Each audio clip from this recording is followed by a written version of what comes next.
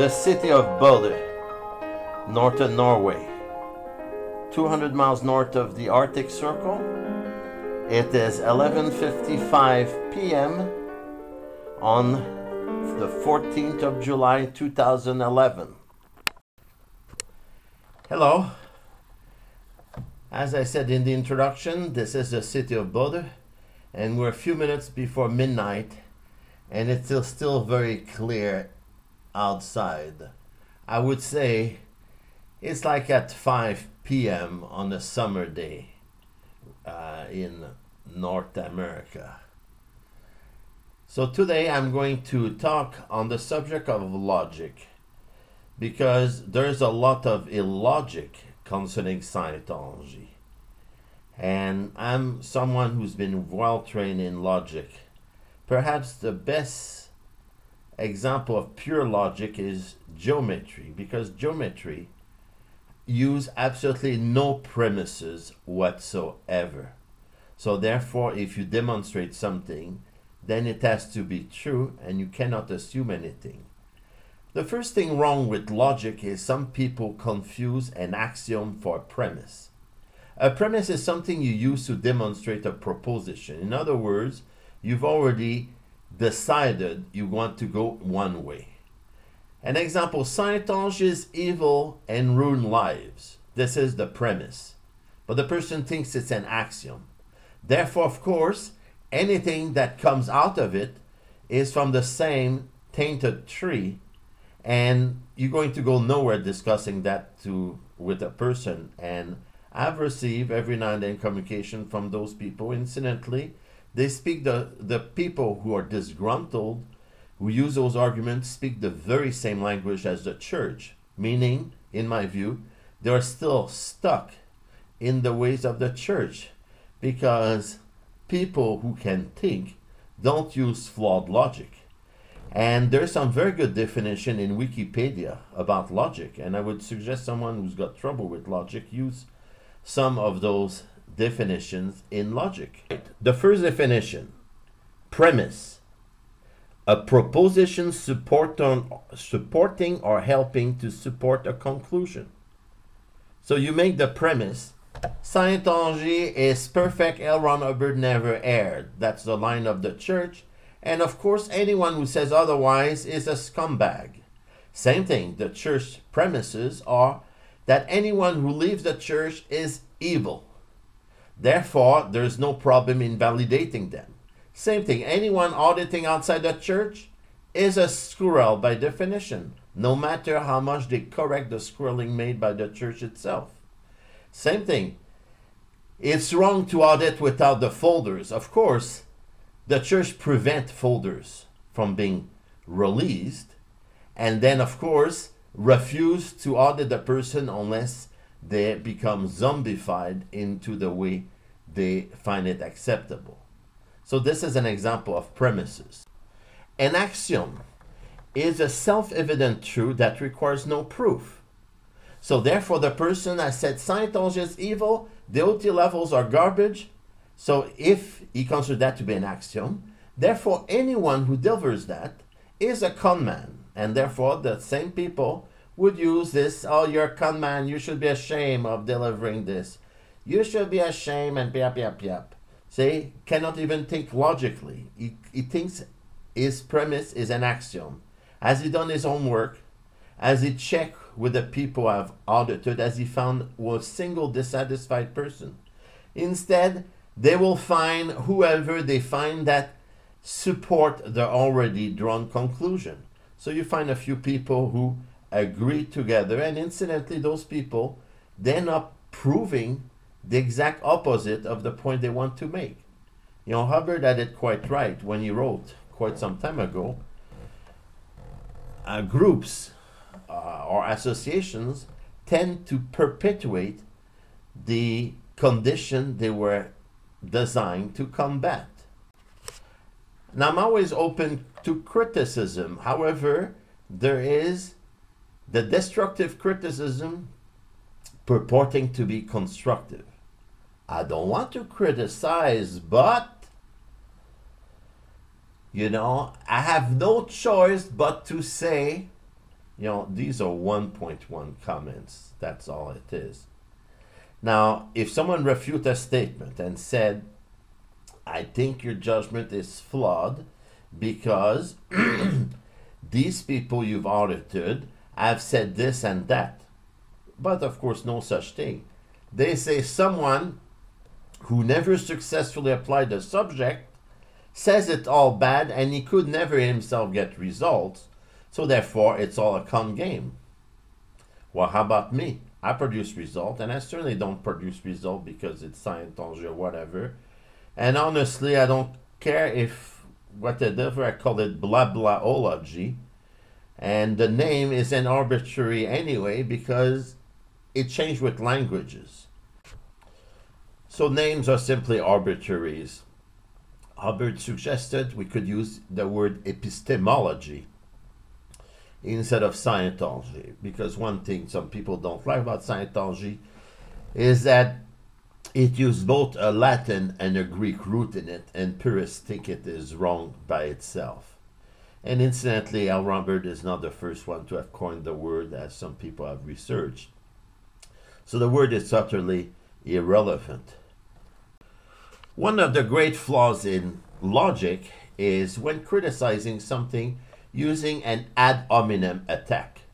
The church is a specialist on this, and because it is wrong, it's unable to find any arguments that are not ad hominem.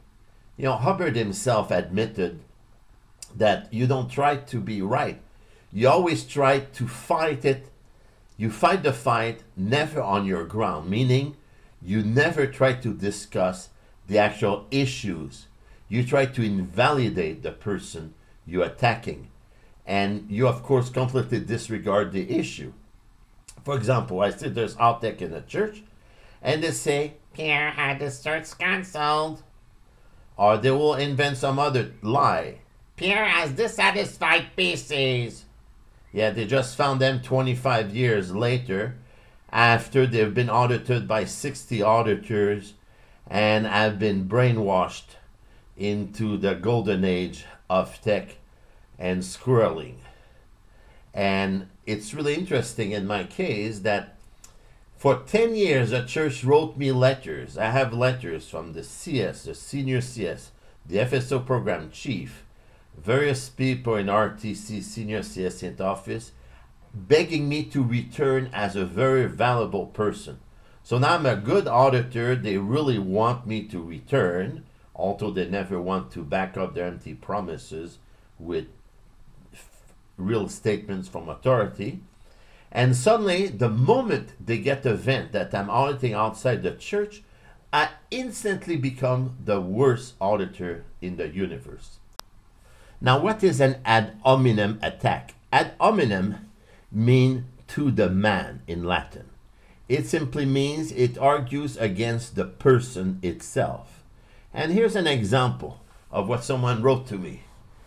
The proof auditing doesn't work is that you're fat. So I'm fat. So that's the proof Scientology doesn't work. In other words, if I was skinny, auditing would work. Well, I'm not the only one who's fat that people trust. There's a man in a red suit that brings Christmas gifts, and a lot of people like him. And the skinny Miscavige, he might be the model of perfect health. I'm sorry, I'd rather follow the red man whom I'm about to enter his domain, incidentally, because I'm in the Arctic, north of the Arctic Circle. So I'd rather follow his example than the other one. So when you are examining a subject, examine its value. Don't take anything for granted.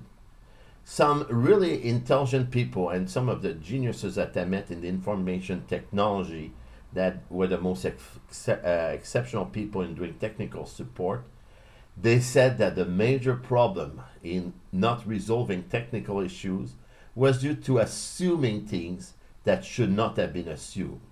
And you never assume anything. That's a good rule to follow in logic. Now about ad hominem. Here's an example. Jimi Hendrix died of a drug overdose. Obviously, his music must be all bad. And of course, Boris Godunov was the favorite opera of Stalin. Therefore, of course, you've got to be a madman if you enjoy Boris Godunov. And same thing, it's association with various things. You cannot trust this person. He didn't pay his rent this month. What does this have to do with anything? So same thing. And incidentally, people who judge me on my weight, there are a lot of weird, bizarre stories that people who have intentions that are not quite of helping people, because I know who are those who start those rumors, and those people have a history of injuring their fellow men, stealing and embezzling money, and other crimes. And I'm not going to go into the details or even name who they are, and I'll continue to leave them to have their miswithholds. But they've invented that I became fat after the OT levels. Well, I'm sorry. No, as a result of the OT levels. Well, I became fat as a result of an accident. In 1990, I was hit at full speed by a drunk driver driving a yellow cab, taxi cab in Clearwater. Head-on collision while riding a motorcycle. The prognosis of the doctor was that I was never going to be able to walk again. So I proved them wrong by applying Scientology and be able to walk. And what do people say? Oh, his example, that Scientology doesn't work. Well, I'm walking. The doctor said I would never walk. So, and to anyway get into someone's medical history, I think is very questionable as to ethics. Now, to complete on the subject of ad hominem, basically, you are just trying to destroy someone's repute. They call that the dead agent thing in the church, because they are based on very primitive logic and really simple-minded, that people are basing themselves on association, like guilt by association. So therefore, this guy did all those bad things, therefore his opinion is worthless. Well, I'm sorry. If someone says the truth, it is the truth. And you should simply investigate it, and then you'll find it, if it's true or not, because the data series can help. And if you don't believe in the data series, well, apply logic. Just study the logic. A good start is to start with a few articles in Wikipedia, and read some of the books that are referred, and then you'll start to understand logic. All right, so that's all for now. So apply logic, and you'll see what is true and what is false. So now it's after midnight, and it's still so clear the lights are not even on in the room. So this is the land of the midnight sun. So I'm enjoying my trip, and I hope that you enjoy your life as well. Thank you very much.